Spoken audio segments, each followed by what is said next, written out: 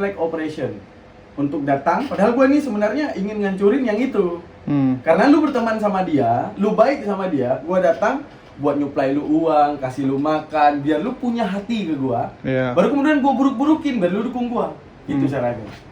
Nah itu namanya infiltrasi politik. Nah dalam proses infiltrasi politik, dia bawa false flag operation, yaitu dukungan semu.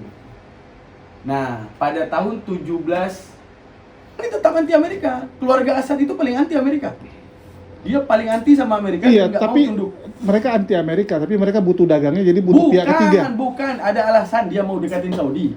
Jam 8 itu paling santer, jam 9 saya sudah bangun. Betul.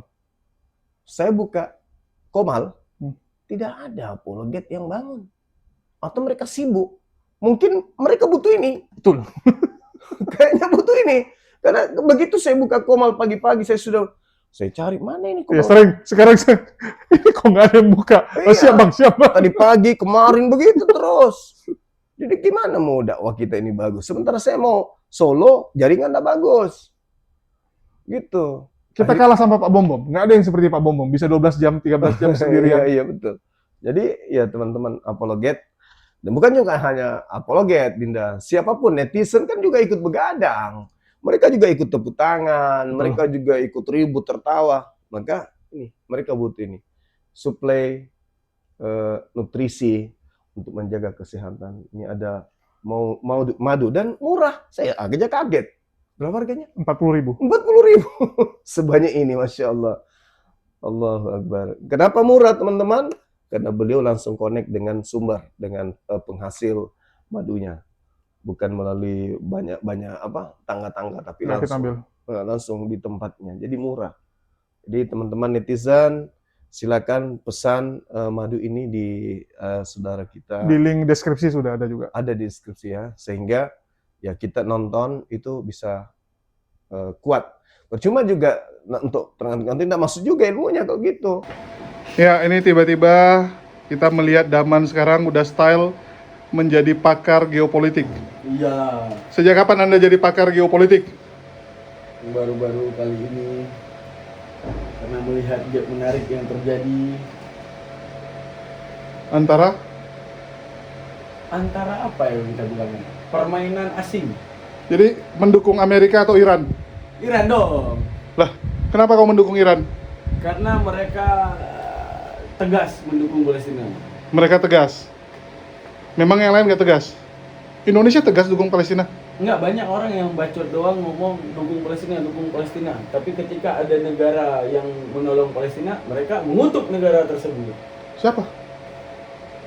Loh, tapi pakar geopolitik ini gimana sih nggak ngomong?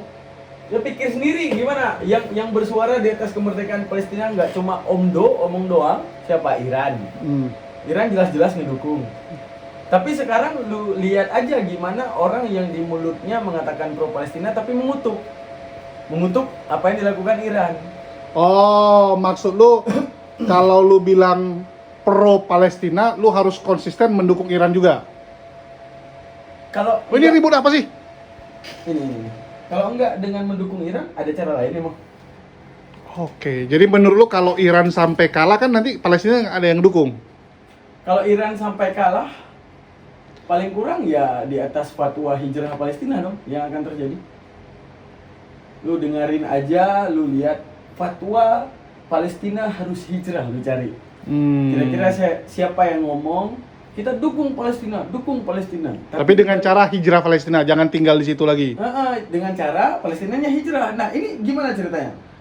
Harapan dari kemerdekaan Palestina dapat tanahnya. Kan itu ya harapan. Bukan orangnya pindah tempat lain kasih nama Palestina. Bukan, maksudnya gini, harapan dari sebuah kemerdekaan adalah Palestina dapatin tanahnya. Betul. Kan gitu, semua harapan orang kalau ngomong pro Palestina. Kan gitu. Akan tetapi di balik sebuah fatwa bahwa Palestina itu harus hijrah dari seorang ulama besar namanya Syekh Albani dan Syekh bin Bas. Nah, fatwanya Palestina itu harus hijrah ke negara-negara muslim, banyak yang menampung untuk mengatur strategi, baru kemudian balik lagi. Waduh, nyerang itu kan lebih capek daripada bertahan. Iya, itu salah satunya. Cuma ada fatwa ulamanya, gimana mau kita bilang.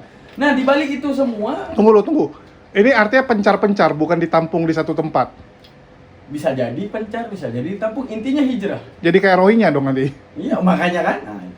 Nah, disitulah yang menarik saya untuk masuk. Kenapa ini semua ada fatwa-fatwa seperti ini? Ada apa di balik ini semua? Ada dompet. Nah, ada permainan apa di balik ini semua? Oh ternyata apa yang dilakukan Inggris terjadi lagi. Ini belajarnya baru loh. Udah lama. Cuma aku nggak bilang aja. Wih, nggak bilang aja. Artinya sudah dapat sertifikat sebagai pakar Enggak lah. geopolitik Timur Tengah, enggak? Lo bayangin, cara ngancurin Ottoman pakai apa? Inggris pakai apa? Adu domba. Sekularisasi. Ya. Dia pakai sekularisasi. Cuman untuk melumpuhkan Syiah yang dikuasai oleh Syiah negara tersebut, di mana semboyan Syiah itu anti kufar, anti AS dan anti Zionis. Siapa? Bashar Assad, Ali Al-Khamenei ataupun Ayatollah Khomeini yang pertama sebelum Khamenei. Iya. Anti AS. Maka apakah AS akan diam saja ketika kemudian nggak ada negara yang mau tunduk kepada titahnya? Ada Korea Utara kok. Apanya? Masih ada Korut kalau nggak ada Iran. Korut masih susah dihancurin. Gua bisa mikir cara susah hancurin itu susah. Tapi kalau Islam mudah banget. Dengan ngadu sesama. Ngadu sesama. Caranya tuh gini. Ottoman itu hancur dengan sekularisasi. Sekularisasi salah satu. Salah satunya. Tapi waktu itu yang gerakan cepatnya ya diadu lah, kan dibelah-belah tuh. Lu mau merdeka nggak? Panjang. Kalau aku mau cerita itu panjang dari Ottoman, Bani Hotaki, ya. Bani Hotaki dipakai AS. Lu tahu infiltrasi nggak? Ya. Infiltrasi itu adalah satu teknik politik di mana lu bawa false flag operation untuk datang. Padahal gue nih sebenarnya ingin ngancurin yang itu. Karena lu berteman sama dia, lu baik sama dia, gue datang buat nyuplai lu uang, kasih lu makan, biar lu punya hati ke gua. Yeah. Baru kemudian gua buruk-burukin, biar lu dukung gua. Itu caranya. Nah, itu namanya infiltrasi politik. Nah, dalam proses infiltrasi politik, dia bawa false flag operation, yaitu dukungan semu. Nah, pada tahun 1729, ingat aku. Kok 17? 1729 dulu. Kalau mau ke sejarah 1729 dulu. Oke. Entah 1729, entah 1747. Enggak 1747. Ini karena aku nggak ada datanya ya. Tapi yang aku ingat aja. Di mana seruan Britania Amerika sebelum terbentuk Amerika di 1776, bener nggak? Iya. Ya kan? Sebelum terbentuk Britania Amerika, deklarasi pro Iran. Mereka masuk ke dalam aktivis pro Iran. Seakan-akan mereka itu ingin mendukung Iran. Tahu siapa yang mereka gunakan? Afgan Hotaki. Dia pakai jasa Afgan Hotaki untuk memberontak dinasti Safawi, agar dinasti Safawi ini hancur. Di mana dinasti Safawi adalah musuh utama daripada Ottoman. Terus daripada si Hotaki, dia pahamnya Sunni bukan Syiah. Udah, Sunni masuk ke Iran, berpaham Sunni untuk melengsarkan Safawi. Jadi kan berarti politik daripada Amerika Serikat menggunakan Sunni sebagai counter resmi daripada Syiah. Nah, dia pakai Sunninya buat counter Syiah. Bukan pakai salaf. Masih belum lahir. Itu sabar dulu, salaf bentar lagi lahirnya. Oh, ya. Sabar. Udah, Afgan Hotaki ngancurin Safawi. Udah, Ottoman juga musuh Safawi. Sama-sama musuh. Pertanyaan kita, kalau sama-sama musuh berarti kan teman. Musuh dari musuhku adalah teman. Ya, itu kan teman. Masalahnya Ottoman musuh juga sama si Hotaki. Iya. Karena nanti yang lengserkan Hotaki Ottoman. Semakin menarik, ya kan? Nah, itu adalah politik yang terbangun selama ini. Udah jam 8 aku mau ngajar apa Udah lagi? bentar. Jadi tiba-tiba kenapa larinya ke salaf? Karena di 1740 yang paling mengerikan, ketika Nader Shah setelah Safavid, Afgan Hotaki diruntuhkan oleh Nader Shah. Apa kebijakan Nader Shah? Mempersatukan Sunni Syiah dengan deklarasi Ahbab Ehroy, lupa aku nama deklarasinya. Sunni Syiah bersatu. Ottoman yang tadinya invasi Iran mundur. Kenapa? Karena tahu Nader Shah ini bukan pemecah belah seperti Safawi. Kalau Safawi dia sektarian, wajib Syiah. Nah, kalau Safawi. Tapi kalau Nader Shah enggak, dia bangun persatuan. Membebaskan. Sunni Syiah, bahkan diadakan pernikahan sektarian antara Sunni Syiah. Memang boleh? Boleh sebenarnya. Kalau dari segi hukum ya boleh. Kecuali Syiah yang sifatnya takfiri ya. Syiah yang mengkafirkan sahabat tuh nggak tahu ya. Pokoknya gitu dah. Selanjutnya, Ottoman kan seharusnya nyerang lagi Nader Syah karena Syiah. Kalau kita anggap itu karena Syiahnya, ternyata enggak. Ottoman justru pukul mundur pasukannya balik daripada perbatasan Iran. Ottoman balik. Nah, Ottoman balik dia. Akhirnya Ottoman beraliansi dengan Nader Syah. Di tepat pemerintahan Nader Syah di 1730 ya. 1740 sampai 1747, ingat aku ini karena aku nggak bermodalkan data ya. Jadi ingat-ingat aja. Ingatan aja. Nah, 1740 lahir Wahabi. Dilahirkan oleh Di Najat Ya. oleh Muhammad bin Abdul Wahab. ya Lahir Wahabi. Lalu apa yang terjadi? Dia Inggris datang ya untuk menggunakan jasa Wahabi memerangi Syiah. ya karena waktu itu ada kepentingan politik, kepentingan agama bersatu semua. Bersatu semua. Karena ini, kalau bagi aku ini asing ini kalau melihat persatuan Islam, maka mereka akan melihat Nabi Muhammad. Dimana kalau Islam bersatu, apa yang nggak bisa ditaklukkan? Ya, Caranya, after Nabi Muhammad, setelah kemudian meninggal Nabi Muhammad, Islam terpecah, ini Islam hancur habis-habisan oleh hasutan-hasutan asing, hasutan-hasutan kufar. Nah, terus merambat lagi kepada kejadian sekarang. artinya lu pro Syekh Hussein keturunannya. Gue bukan Syiah. Bukan soal pro-nya. Gue lagi meneliti politik Barat dalam mengelabui Islam. Karena kan seakan-akan Barat ini tahu counter utama daripada Iran, Syiah adalah Khawarij. Maka neo Khawarij mana yang paling bagus untuk mengcounter? Oh, jadi ini ada hubungan dengan Khawarij. Oh, sangat hubungan lah. Karena Tapi- Khawarij itu beda. Jadi gini. Tunggu, kalau Khawarij kan lebih keras lagi. Ini Lebih bukan makanya dengar. Contoh ya, perang Suriah gue bilang lalu. Perang Suriah. Hayat At-Tahrir. tumben dia bisa menghafal. Ya, Hayat At-Tahrir, ISIS sama Ahrar al-Syam. Ada satu lagi aku lupa namanya. Ini semua penganut Wahabi. Dan mereka teroris. Bayangin, Ahmad El-Shara sekarang yang memimpin Suriah setelah Bashar Assad dulu adalah terorisme paling diburu oleh Amerika dengan jumlah besar harga kepala 116 M satu kepala dia. Tapi sekarang dia naik menjadi presiden Suriah, Amerika masuk, Ahmad El-Shara disambut di Washington. Ya iyalah kan kepala negara orang. Iya nggak, disambut di Washington. Masalahnya klaim terorisnya dengan mudah hilang. Loh, apa beda dengan Taliban? Taliban juga sama itu. Iya. Kan pendanaannya dari mana? Kan sama kan?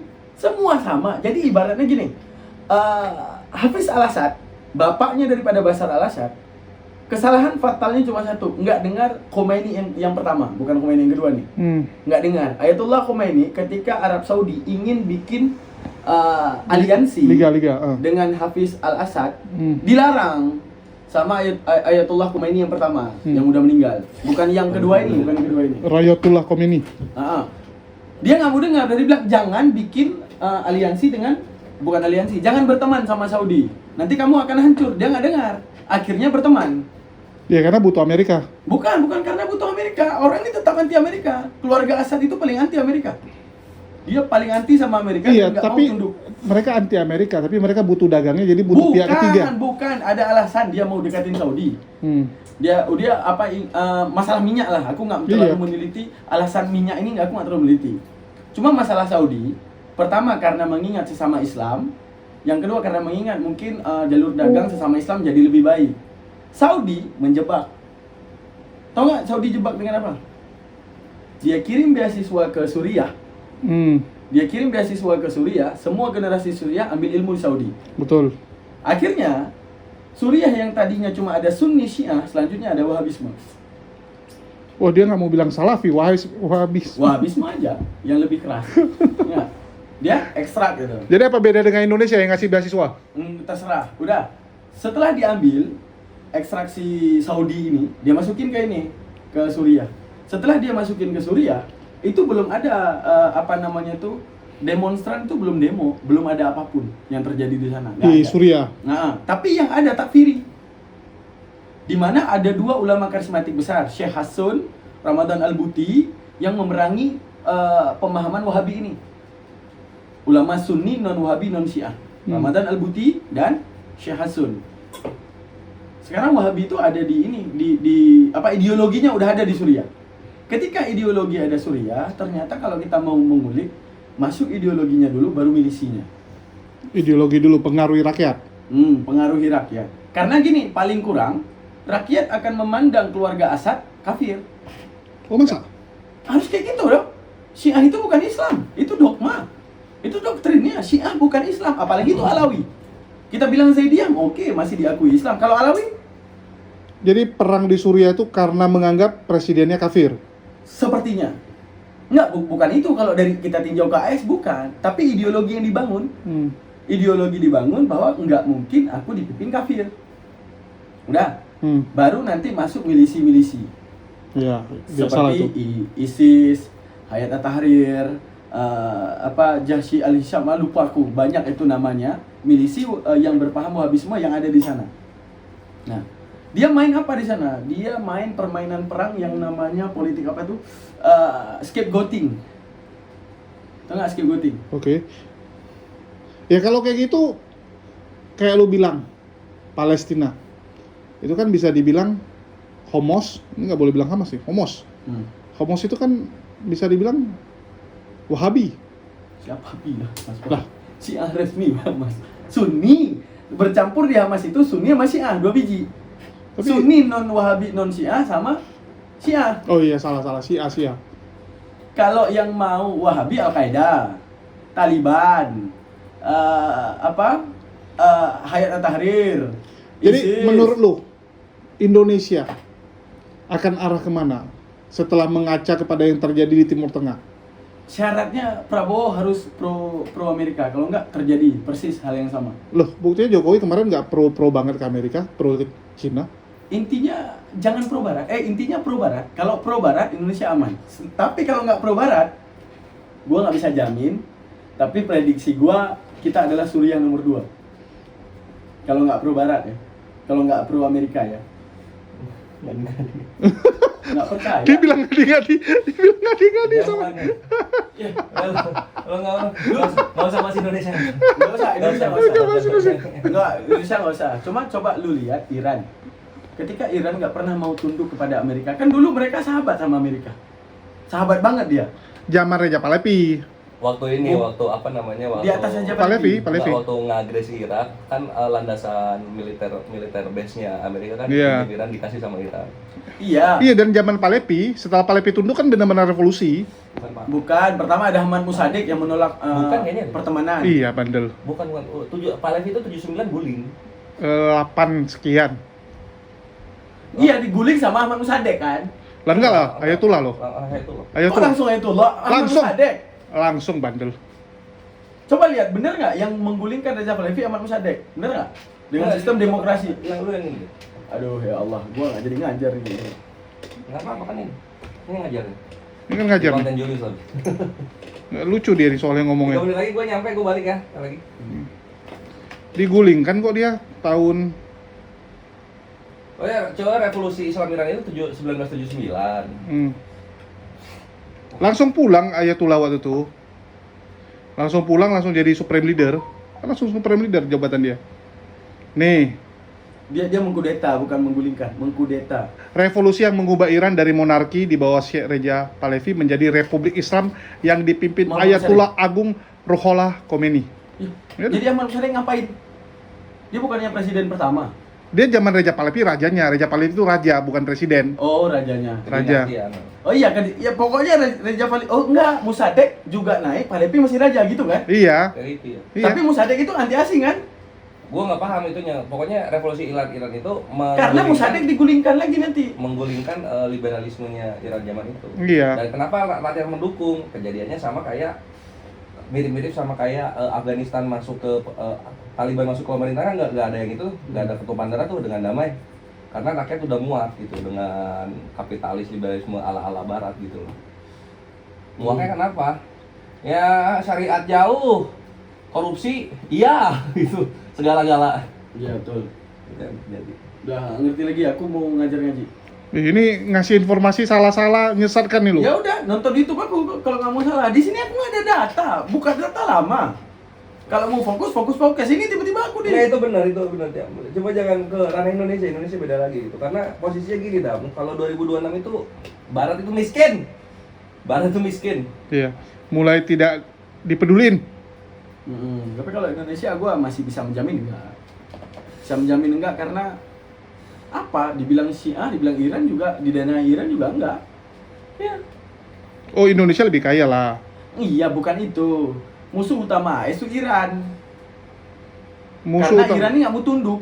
Enggak dong, musuh utama AS Cina dong. Iya, tapi Timur Tengah ini kan gimana? Lagi cerita Timur Tengah kan kemana? Keilmuannya Daman tuh lagi masih di apa? Timur Tengah, pertengahan. belum keluar. Belum ke 2024 2026 berarti. Belum ke Itu sana. soal Cina, apa siapa itu Ukraina ke apa siapa lagi tuh? Belum Musuhnya kesana dia. Ukraina siapa?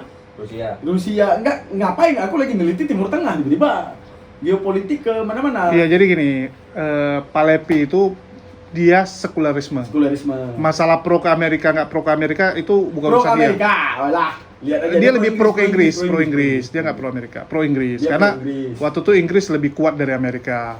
Amerika ini kan jadi kuat setelah Perang Dunia Kedua.